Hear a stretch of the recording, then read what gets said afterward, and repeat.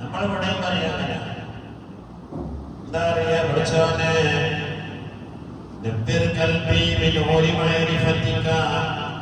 അല്ലാഹുവേ എന്റെ കൽബിനെ മഅരിഫത്തിന്റെ നൂറ് കൊണ്ട് പ്രകാശിപ്പിച്ചു തരണേ അല്ലാഹ്. ബിഹഖി ഹാദൽ വലി മാലിക്കുൽ ദീനാർ, മാലിക്കുൽ ദീനാറിന്റെ ഹഖ് കൊണ്ട് അതെനിക്ക് നീ നിറവേറ്റണേ അല്ലാഹ്. യാ മാലിക്കുൽ ദീനാർ ഇസ്മഇനി ഇല്ലല്ലാഹ്. ഓ മാലിക്കുൽ ദീനാർ എന്നവരെ നിങ്ങൾ എനിക്ക് വേണ്ടി അല്ലാഹുവിനോട് ഒന്ന് പറയണം. എന്നിട്ട് നമ്മൾ അല്ലാഹുമ്മ ഫസഫിഉ ഫിയ്യ, എനിക്ക് വേണ്ടി മാലിക്കുൽ ദീനാർ ശഫാഅത്ത് ചെയ്യുമ്പോ അല്ലാഹുവേ നീ അത് സ്വീകരിക്കണേ അല്ലാഹ്.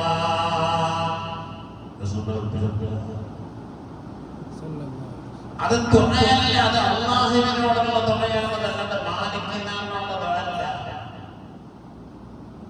അതാണ് ആ ദുആയാണ് റസൂൽ ഇബാദ അല്ലെങ്കിൽ ഹുവൽ ഇബാദ.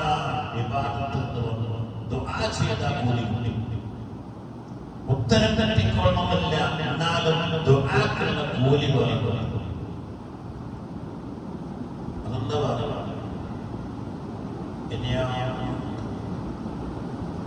وقال ربكم ادعوني استجب لكم.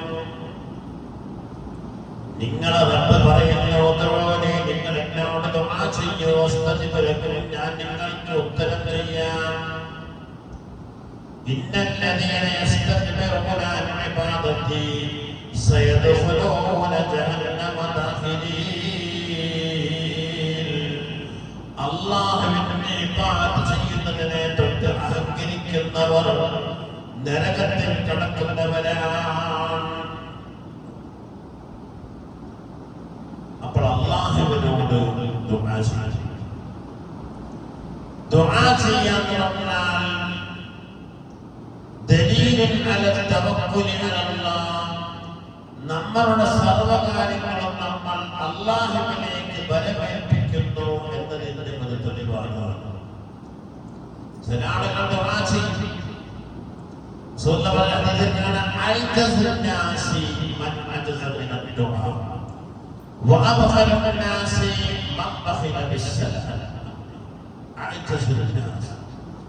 ജനങ്ങളിൽ ഏറ്റവും അശക്തനായ ആൾ മൻ അജസ മിന ദുആ, ദുആനെ തൊട്ട് അശക്തനായ ദുആ ചെയ്യും.